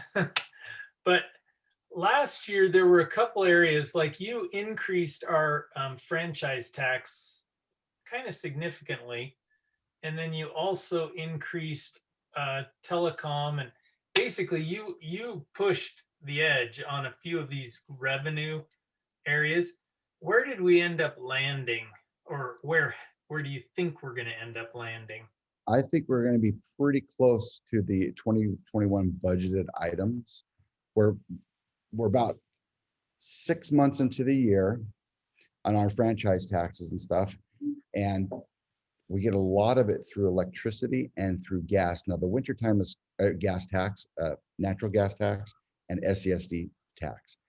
Our natural gas, we haven't had too much of an expenditure really until the past couple months. We're starting to make more money because it's finally gotten cold. Yeah. Electric, if it warms up in April and May, then our electric tax will start going up also. And so that will jump significantly. So I'm thinking we're going to be about the 63,000 projection. The reason I jumped it up to 70,000 is because we closed like 18 homes. Yep. This past year. So this is, I'd have better odds at Vegas than this budget. So that's just kind of just going through the years of doing this and just doing an educated guess. Okay. And the same with the cell phone tax, that actually should be brought up to at least 5,000. I don't know how I let that one slip by me, but I would put that to $5,000. So now that's going to change our numbers at the top to 280,000 in the whole, 283,000 in the whole instead of 285. Well, what is the 3120, the property tax prior year? What is that? Chris? Those are people that are delinquent on taxes in Utah County, excuse me, in the state of Utah, I believe, maybe it's Utah County only. You can go 4 years in arrears without having to pay your property taxes. So these are people that have, maybe there's been economic downturn. I do know there's several people that play the game, they won't pay their property taxes for years because they can make more money off it themselves, and then they can start paying their property taxes off. The good thing though, for the citizens and for this town of Woodland Hills is if people do play the game and don't pay the property taxes for 4 years and then decide to pay just 1 year, thinking they're going to keep it up, it doesn't. It starts hurting them. So there are some people that every 4 years, and there was a council member that was on several years ago that would play this game. They would pay their property taxes late because they could make more money doing something else with it. But it's a small amount. It's only about 50 grand a year that we've been getting. We had in 2020 we had a $92,000 one, and that's because Summit Creek was kicked out of agricultural status on a lot of their property, and they had to pay back taxes because they weren't actually in ag status because they didn't have cattle on there or horses or whatever to keep your ag status. So we had a windfall that year and we got $92,000. We just throw a number and estimated at 55,000. We can get numbers from the state or from the county, but they fluctuate from 20 to 80 grand. And it just depends if somebody's going to pay their taxes or not that year. Yeah. And taxes, once a home is built, we should receive more tax. Correct. So I put this at 735 this year because we've already collected 735. So we know with the way the rate gets held that we should collect at least $735,000 next year. Even if the county lowers the certified tax rate down, we should still be held harmless at $735,000. Okay. Very good. So if we just want to go down this kind of, Yeah. I won't go line by line because a lot of this has stayed the same. Let's see. Our zoning subdivision fees right there, just highlighted in yellow, that's kind of a nebulous number because we don't know who's going to make what changes to their zoning and subdivision fees. So we just kind of put money in and out, just trying to guess what that's going to be. Same with fire department services. We don't know if we're going to get called out to help other agencies where they pay us. Garbage fees are just kind of an in and out. And so that's where a lot of these revenues are derived from. Fiber revenue, another one. We don't know how many people are going to hook up. I don't know if I CC'd you guys, the finance committee, on the email, but we're just about a 70% take rate, meaning of our citizens that don't live in Summit Creek, 70% of them have our fiber, which I think we did take rates in the 40 to 50%. Other agencies like Brigham City and Spanish Fork City were telling us if we could get 30 to 40%, we would have a great take rate. We're at 70%, meaning people really like the fiber up there and are using it. Good. Let's see. But Chris, because we have 70%, because that $15,000 is essentially the hookup fee, and then later we'll have an expense where we basically give most of that to Utopia. Things like that are going to go down because now everybody's hooked up, and the city doesn't get any money from like our monthly fees, do they? No, that's never been implemented. Steve talked about it at one time, and then Wendy discussed it briefly, but nobody's getting anything off that. Okay, so that number, the 15,000, is definitely going to go down this next year. We're not going to get that. We're not going to get that money. Yeah, that's 10 homes really, and we get to keep about 200 to 250 of that per home. So yeah, it's not a whole lot at all. Yeah. Okay. Okay. Let's go to expenses. We kept the council wages and all their council wages and benefits the same. However, we brought back in discretionary spending to council that was removed last year. And discretionary spending includes conferences and things like that. Somebody dies, they want to send flowers out to a funeral, but mainly conferences and those kind of things. So we're proposing to bring that back in. Let's talk about salaries and wages. So you'll see some jumps here when we come to administration salaries and wages. This is mainly Jody and myself, and sometimes we bring some office staff in to help us with sales tax revenues and some of that kind of stuff, but very rarely. You'll notice in admin salaries and wages, parks and roads, that there's been some changes to that. There's a proposal made to Wendy, and I have not heard back from her on it, about certain kinds of certain raises for the city staff. They haven't had a raise since November of 2018. And there's been some employee evaluations and some raises that were talked about, but never finalized. So Wendy's working on that process now, but I put those amounts in there. And so those can be changed one way or another. This also includes now Jody working a 40-hour week. This does not include any overtime. We really, really need to get away from overtime if at all possible. But if we need it, and Dave, maybe we could have a 4-hour discussion on this next week or whenever we do it about overtime. So, let's, yeah, I'm not looking forward to that. Let's see. Yeah. So the retirement, is that a 401k? This is the Utah State Retirement Systems. It's a state government plan. And It's mandatory, we signed into it. meaning we don't get to choose whether to put money in there. Once they're working enough hours to be eligible, we have to pay it. Yep. And you can never get out of it. So the city the city has to bankrupt and close down before they can get out of the Utah retirement systems. Let's jump down to planning and zoning. Last year, so this $1,200 right here and the $100 covered Wayne Franson's pittance of a salary. He just waived it last year and didn't want it anymore. So I didn't include it this year. Like I said, it's not a whole lot. Zoning enforcement officer, Craig's been spending a little bit more time with zoning enforcement, so I bumped that up a little bit. And police services, David, this is one thing that I didn't know what council wanted to do. This is still for about a 2/3 sheriff. I don't know if we want to make the jump to $140,000 for full-time. Chris, So can I ask a question up there on that? Can you go Yeah. up? You scroll up. Yeah, let me get inside the screen down there. Keep going. Yeah, let's see. Oh, no, right there on ordinance enforcement officer. What is that? So when Craig goes out and gives people notices or works with them on their home when they have violations, when he enters his time in, he puts his time towards that portion. And since 2019, he only had $3,500 worth of expenses towards that. Then 2020, he had 9,900. Then this year, he's almost at $12,000 this year already. Okay. So a good example of that is somebody builds a fence without asking the city to do, if they can do it. Well, somebody has to go and basically tell them, you got to tear that down. Okay. And thank that's what Craig gets to do. He loves it. Yeah, he does love it. Yeah. Let's see, fire department. I think we kept almost everything the same except for training. He brought training up because there was no training this year.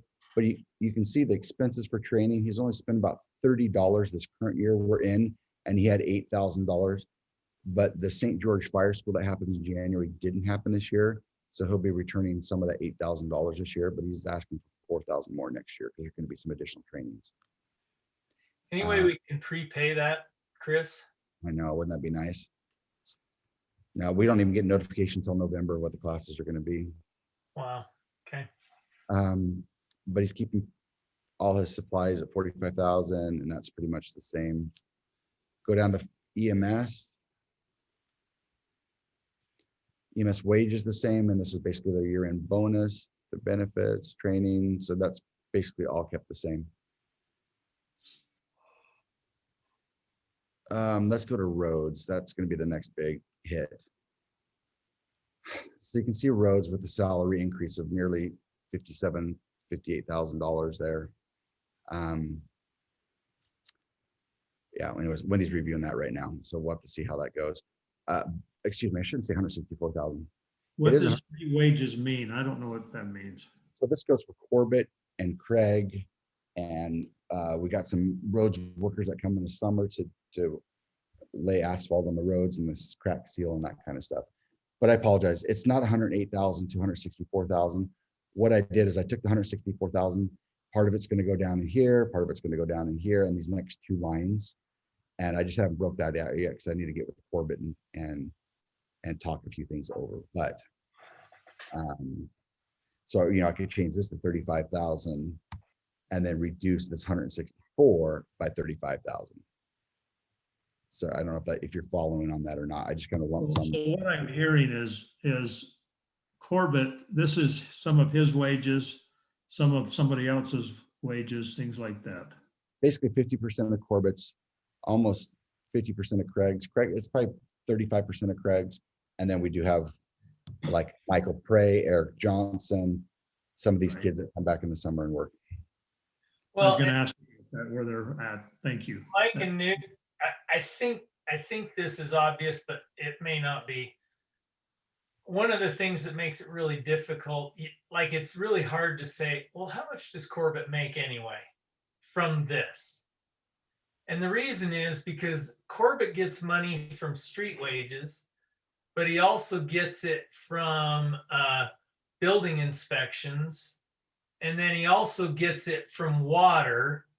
So his money comes from a bunch of different pots and then gets put together. And we try, like we have Corbett basically record his time against certain categories. So we can just try and get his money coming from the right pools as best as we can. Yep. But it's not exact, but it's pretty close. But that's what, there were, again, residents that said, well, how much Corbett makes $164,000 a year? And they were freaking out. And the answer is no, Corbett does not make that much per year, because his only part of his money comes from there. Part of it comes from here, part of it comes from there. So anyway, that's kind of the way to think about it. Right.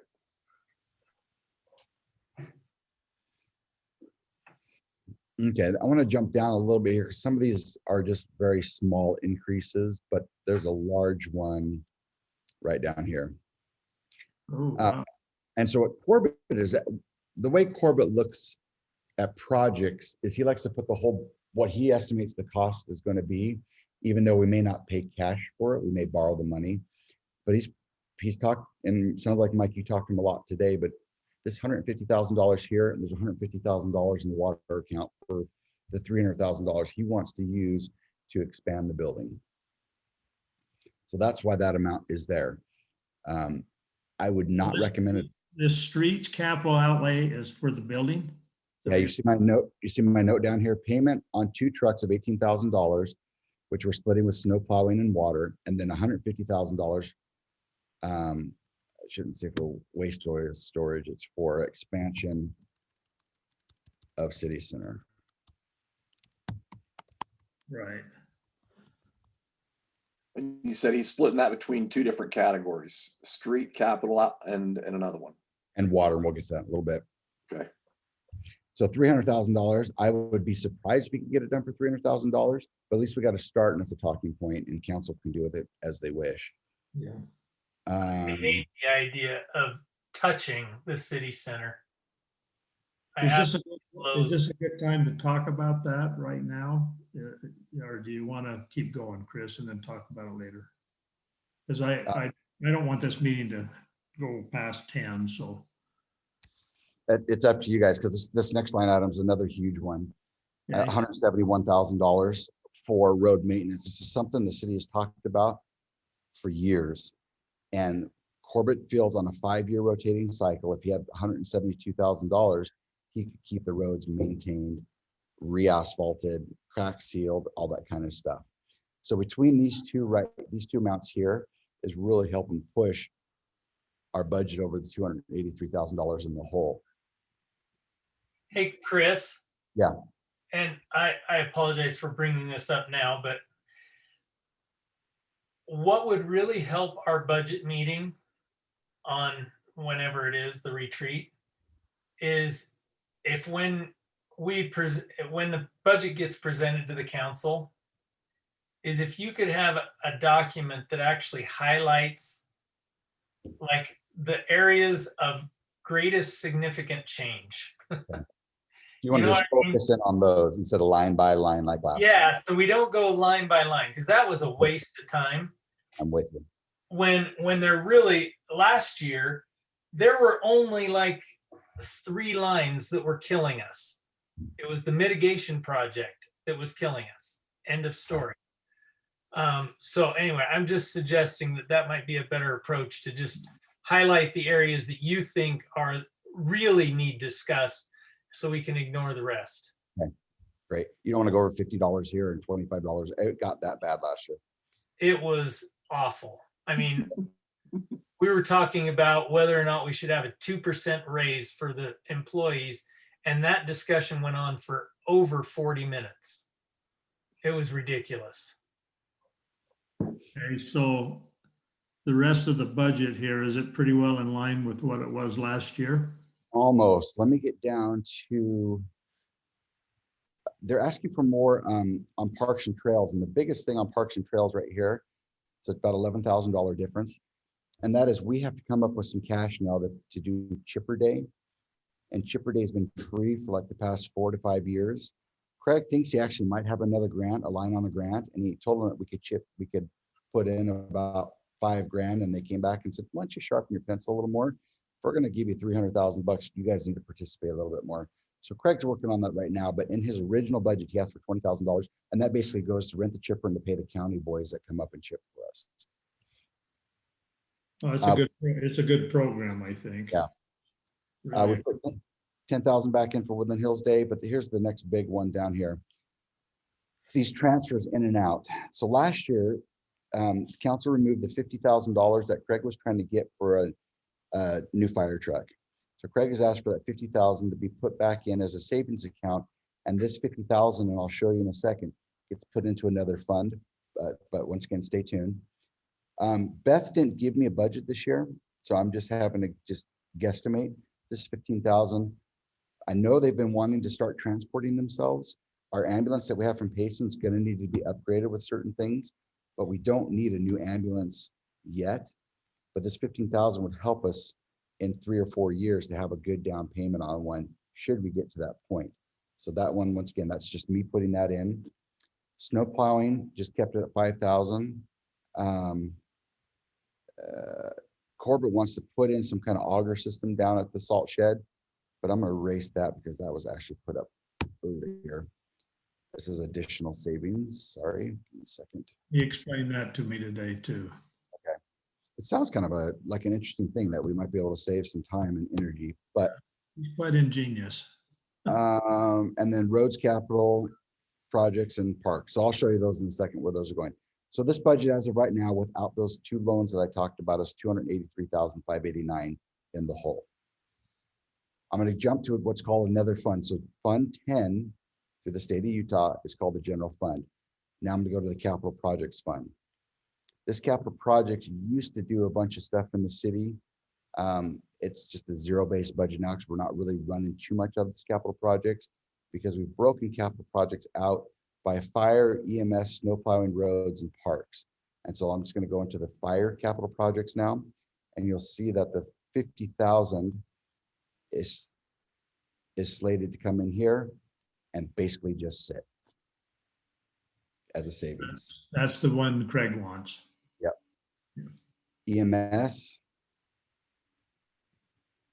the 15,000 just comes in and just sits. So that's in essence a savings account for future large Down expense payment. EMS. Correct. Both of you guys are correct. Same with, It's a disciplined account then. It can't be used. for anything else. well, there you can't lock it up. I mean, Wendy's gone and a couple of new council members come in January. They could wipe that out. And that honestly has been another problem with our budgets, is that each new mayor seems to want to do it their own way. So anyway, So this is the snow plowing savings. Roads is going to be a little interesting next year because unless they spend all of their money this year, this money is going to be carried over. And it doesn't technically have to be carried over, but between us girls, I'm just going to carry it over because that's what it's slated for. It's to carry over from year to year for roads, unless council does a vote and wants to change it around. Last one is parks. I don't know if they're saving for in parks. It's only been 1,000 this year and 1,000 next year, so it's only $2,000. Any questions on any of the general account? Everything we've talked about is dealt with general monies, taxation, and that kind of stuff. What about the security cameras? Where would that fit into? Who asked for those? I don't know. I think, Did somebody ask for that? I thought those were still trying to come out of this year. The current year we're in today. Well, we pushed it off so that we could budget for it in next year. I thought that's what we had done. David, is that, I thought you were the one that recommended that. well, I thought too, but To do what? budgeted in this next fiscal year. The cameras. But if we have money this Yeah. year, I think we were trying to get wasn't John looking at Yeah. those and trying to get a quote, and then we were going to look at, okay, how much of that would be water, how much of it, anyway. Yeah, I don't have any numbers to put in there, but we could put a placeholder if we want. We for sure want to do that before any of this gets emailed out to council. Newt, can you remember what that was? What, the number? Yeah, I can't, Well, that was, he was, let's see. I was looking at leasing. Yeah, I don't have any numbers written down in my notes. I think he was looking at leasing versus buying and let And them, that's what he was supposed to get. He was going to get, yeah. And that's what I like the idea too, because we buy him and then we have to maintain him and we have to take Corbett from somewhere or the chief or someone and have them be camera experts too. And, but I don't think he ever got us that number. He was going to, he wasn't able to get the meeting. And then of course he's not here tonight. So I think we're still waiting on what that number will be. let me try to get that from him, Chris, and I'll get that over to you. Okay, I'd love to plug that in. All right, if there's not anything else, I'm going to go to our, Chris, I did have one more question regarding benefits for employees. I know Yes. that, I don't know, that's kind of, I think that's kind of mostly for you and Jody, I believe. yes. That's been proposed in the past and it's been pushed off. Anyhow, was that included in there, adding some benefits for the two of you? So just this week, benefits were added to Jody and myself. It's open enrollment. Open enrollment ended today for those who want to get on the health insurance. And so we presented something to the mayor. I mean, the mayor presented something to us back and forth, and I guess she went to council and got approval that we would get the average of those that are on the health insurance minus 50% and get a kind of a reimbursed health insurance benefit if we didn't go on the plan. So it saves the city some money, it gives some money to the employees, and that was approved. And my understanding is everybody's happy. So it's in there. Good. Okay, that was it. I think Yeah. that's a good program. So that sounds like it, hopefully it helps you and Jody. Yeah. That's Okay, good. so the enterprise fund. So the enterprise fund, this will deal with water at first, and then we'll jump to another screen that deals with sewer. Water's a little bit tricky. This is the one I'm waiting for the final paperwork back from Zions Bank on the amortization schedule. I thought I had it, I didn't. He sent it to me the day before I left, and I just got to get it input in here. Our water is going to go up significantly from previous years. I think this 500,000 is still a little bit on the low side of revenues. This is people paying their water bills, but this is going up to cover the notes, the loans. Let's see if there's anything else that's really of major. Well, there's a big difference here, 1.5 million versus 21,000. This 1.5 million is some of the loan money that we've received already for the emergency water repairs. And where are those notes shown as far as payments to payments? They will be showing up once I get them in here. Down here on this interest expense for the new well payment, and it would also include emergency water. Unless we want to keep that separate, I could throw in a separate account, a separate line item, just so we can see them. I think it'd be good to have a separate line item there, Okay, I can do that. just because, anyway, that way we can track how much the well versus how much the distribution. Okay.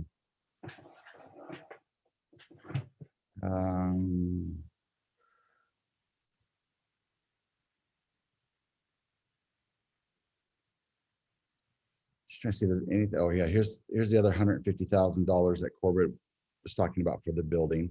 Once again, $18,000 goes for truck payments and then 150,000 additional for the building that he'd like to put add on, excuse me. What was it? What was the truck payment you're talking about, Chris? So it's $18,000 from water, $18,000 from roads, and $18,000 from snow plowing. Okay, Those are for our 2 new trucks that we've leased. yeah.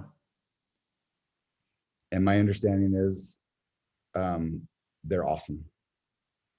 Good. I'm glad to hear that. I stopped John Wallace out here and asked him how they were running and how he liked them. He said, he gave me a good report, so. At first, they were a little not happy with them, but I think once they got used to them and saw how well they worked, everything's good. Oh, good. I'm glad. Okay, I'm going to jump to the last revenue account or enterprise account, and that's just sewer. This one we broke out this year, just so we could track it a little bit differently. It's really just kind of an in and out. We're bringing 23.5 and projected to, well, 23.5 plus connection fees, so $25,300 bringing in. And then we have expenses to Payson sewer for usage fees of 23,000. So there's a little bit of profit we make of about 2,300 bucks a year. Now, here's the thing, Chris. We have to pay for, like, we need to put in some kind of depreciation on the distribution lines so that we can replace those in 20 years or whatever it is. So I want to make sure that we're not shortchanging ourselves on the cost of that. Like that $2,300 should absolutely go towards depreciation. Or employee time for billing and office supplies for billing, and Yeah, whatever. I mean, it's not enough. like we are right now, if you want to think in terms of depreciation, we are not making enough from the sewer lines. We're not charging enough for the sewer lines.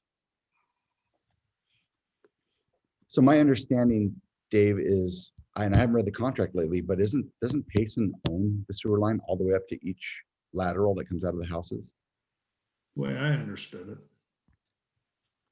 I thought we owned the lines, but they do all the maintenance. It could be. We just need to double check on it. Regardless, Payson's given us a little bit of pushback.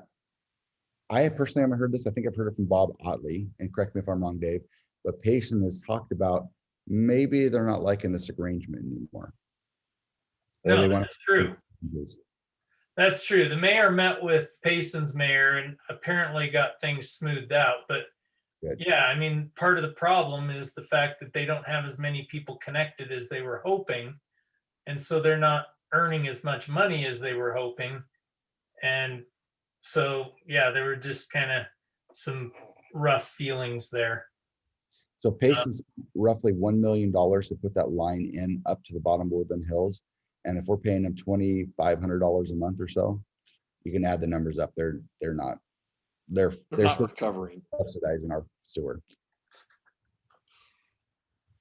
So they're charging, we don't get anything out of the monthly fee then. It all goes to Payson.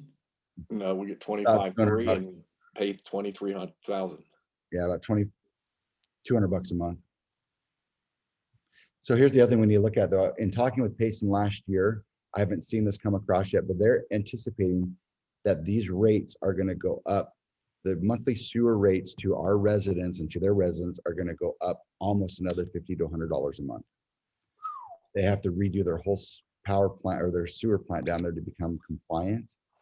And that I haven't seen any raises. I've heard for a year and a half or so that this is going to happen. But the last raise they gave our citizens, I called and asked her why, and she said, "Oh, that's just the beginning of it. They anticipate it's going to be about $150 to $175 a month." The girl I talked to. Wow. Yeah, but it goes back to their sewer plant needs some upgrades. Unfunded mandates. Okay, well, So not joyous news. There's the potential. I mean, there's the outline of the budget for the mayor to present to the council, Dave. Unless you guys have any comments, questions, concerns, thoughts. Well, give us a little bit of time to digest it and go through it. Appreciate it, Chris. You do a Chris, lot- could you send this out as an Excel spreadsheet?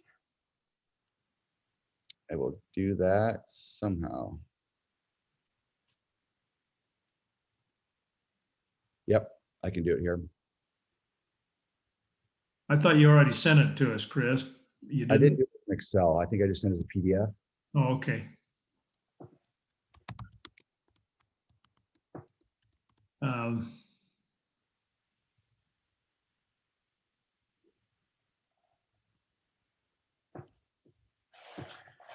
David, if we regroup in our next meeting to vet this and say this is we feel good about it, is that soon enough for the city council? So we have our budget retreat. Is it next week?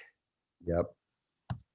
And honestly, if it's anything like last year's budget retreat, we'll do most of the, vetting process during that meeting.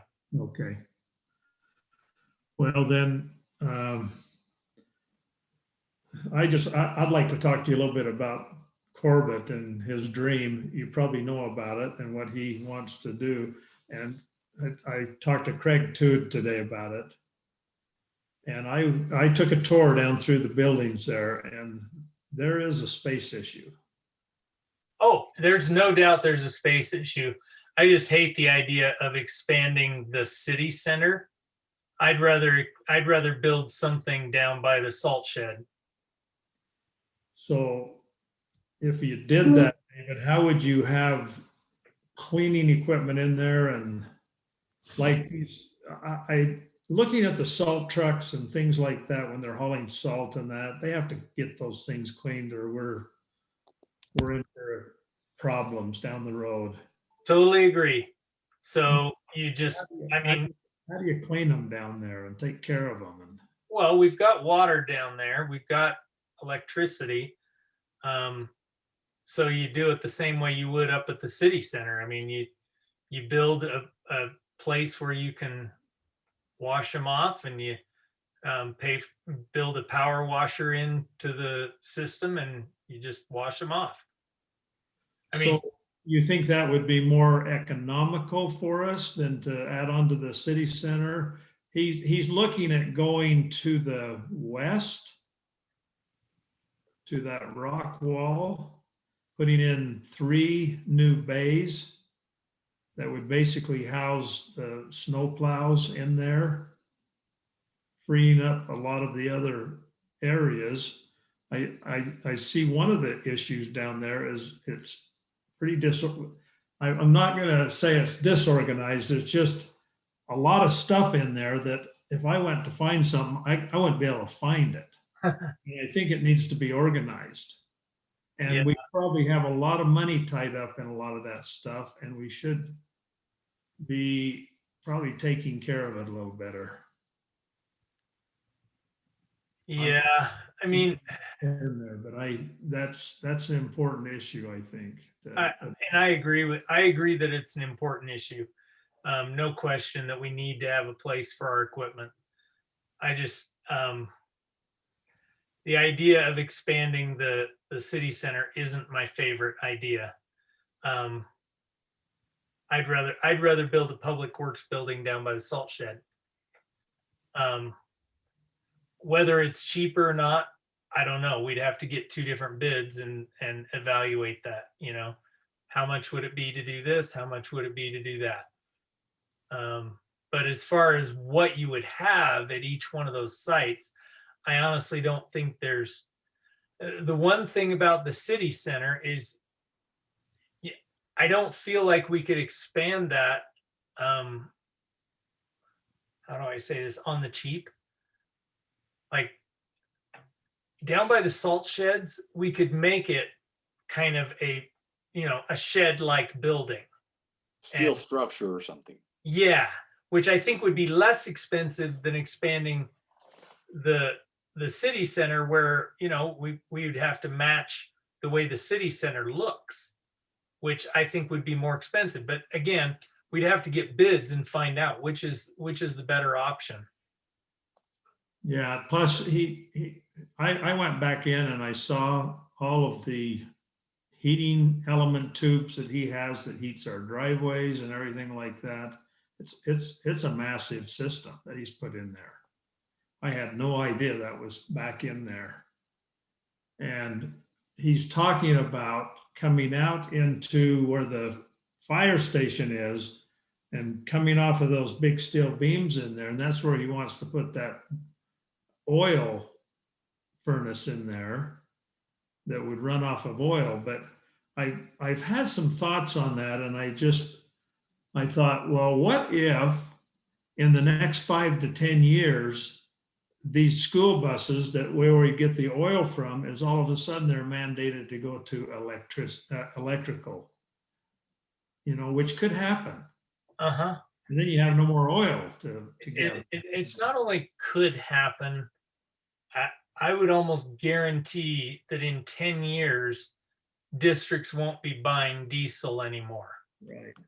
We've already, just as our small little charter school, they're pushing us to get electric buses, and there's a 45% reimbursement right now, but the buses are double the prices. But it's not going to take long for them to get right back down. Like you can get a Tesla car for $30,000 now, Yeah, so I think we just need to think this through. But what Craig wants to know is he doesn't want to spend any more time on it if we're not going to do it. He just said, I'd like it. I think it would be to our benefit. I think down the road it's going to save money.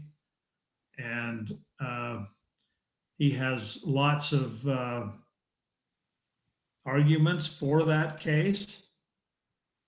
So I think it would behoove us, do we want to entertain it? Do we want him to go to the extent of doing these bids and bidding these different two locations? We can have him bid a shop down by the salt sheds and see if that's something that we're interested in. Is this something that the city council would want, David?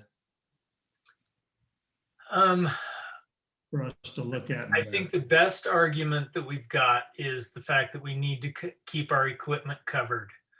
I don't think anyone on the city council would disagree with that. The challenge that I have with Corbett's proposal is he kind of, so there's that core thing of keeping our equipment covered, but then he keeps throwing out all these other ideas and it just kind of confuses the subject. And what I would prefer us to do is to say, we need to cover our equipment. How much would that cost? If we do it up at the city center, how much would it be? If we do it down, and cover would also include some kind of a wash bay so that we can wash the equipment as well and keep that from freezing so that people don't get killed when they wash the trucks. Right. So anyway, if we could just leave it at that, I think his idea about an oil boiler, it's an interesting idea. It ought to be considered on its own rather than mixed in with all of this.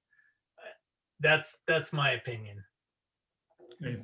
The one challenge we have down at this salt shed, but David, you bring up an interesting point. We just need a 2 or 3 bay garage. Do we still need to go to the Hanson family and get property from them? That would be interesting because the buildings that have been designed down the salt shed require us to go to the Hansons that live on Maple Drive, and they have told us repeatedly, no, they're not selling us any property. And that's why this has dropped over the past 3 years that we've been working on this. So he's moved up to the city center because I think another council member mentioned it, and we went with that because we own all the property and get it done. But David, your thought, if we only need a 2 bay garage plus a wash bay, maybe that can fit without having to purchase any additional land. Yeah. Anyway, I don't know. It's a tough, well, I'm not going to say it's a tough problem because it's like all the other problems that we have. It's just something that needs to be worked through. I just like to work through it. And, Corbett needs to not get discouraged and realize that, no, it's not that we're against your idea. It's that we want to vet the idea. And there's a difference between those two things. Okay, with your permission then, David, and the committee's permission, I'll talk to Corbett about that and encourage that he doesn't get discouraged. And we see there is definitely, in my opinion, there is definitely a need. I looked at the big snowplow that's in there, and I think Corbett is kind of married to that thing, because I said, why don't we just get rid of this big, huge hunk of metal? And he said, no way, that's the best truck we have. And anyway, The best truck, the one that cost us $10,000 to fix because the brakes weren't working, the steering wheel fell apart, and who knows what's going to happen next. yeah, I just, to me, it's a huge piece. Liability. Yeah. When So- Val Wilding doesn't want to drive it, you know something's wrong because that guy drives anything. Who? So Val doesn't want to drive it. Well, before it got fixed and we spent 10 grand on it, but Yeah, I said that to Corbett today. I said, why don't we just sell this big thing? We can't get it in and out of these bays and get rid of it. He said, you can't sell it. And he said, it's a good piece of equipment. And he said, I'd rather drive this than anything. And I said, you'll never see me up in that thing driving it. Scare me to death. yeah. So anyway, Put the blade down for brakes. yeah. What's Yeah. happening? Probably. So then there's the issue of the other two snow plows. They really don't fit in there either. They're tight. They're too tight. So you got all this equipment up there. Now, maybe some of the equipment doesn't have to be in there. Some of that smaller equipment, I don't know. But there is definitely an argument for some type of building that would house our snowplows, in my opinion. And Craig goes along with that. Corbett goes along with it. So I will talk to Corbett about that and tell him to look at both, something down below. But if we have to buy property, that's probably not the best route to go. Anyway, we've been in the meeting long enough, gentlemen. Appreciate everything that you do. And is there anything else we need to talk about? If not, we'll adjourn this meeting. And date of the next meeting will be Wednesday, April 14th at 8 p.m.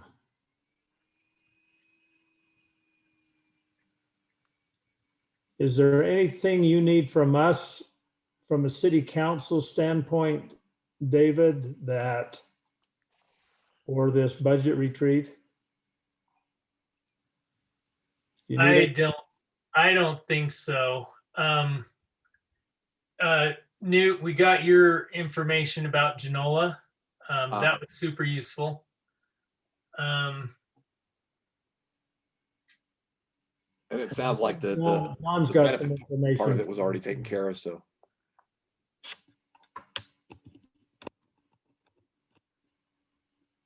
Yeah, I can't think of anything we need.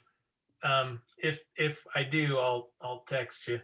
All right, thank you. All right, we'll call to adjourn this meeting. All in favor, say aye. Aye. Hi.